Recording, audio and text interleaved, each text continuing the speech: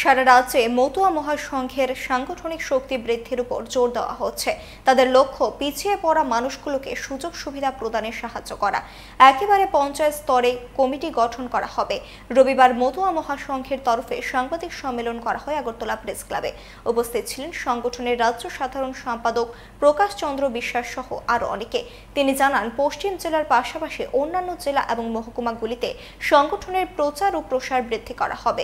বিভিন্ন সরকারি প্রকল্পের মাধ্যমে কর্মসংস্থানের পাশাপাশি সংগঠনের আগামী দিনের কর্মসূচি নিয়ে আলোচনা করেন তিনি।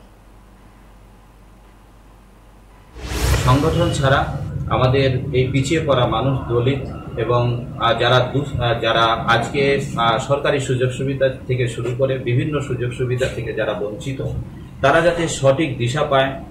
দেখা যাচ্ছে কর্মসংস্থানের সুযোগ এখন বিভিন্ন কারণে কম হচ্ছে, কিন্তু পাশাপাশি আরেকটা জায়গায় সরকার কিন্তু বহু সরকারি চাকরির যেখানে সুযোগ সুবিধাগুলো কমে যাচ্ছে, কিন্তু পাশাপাশি আমাদের যশস্বী প্রধানমন্ত্রী বিভিন্ন রকম প্রকল্পের মাধ্যমে, বিভিন্ন সরকারি প্রকল্পের মাধ্যমে আপনার সেটা পশুপালন থেকে শুরু করে তারপরে আপনার অন্যান্য বিভিন্ন রকম ভাবে সরকারি সুযোগের ব্যবস্থা করছেন, কিন্তু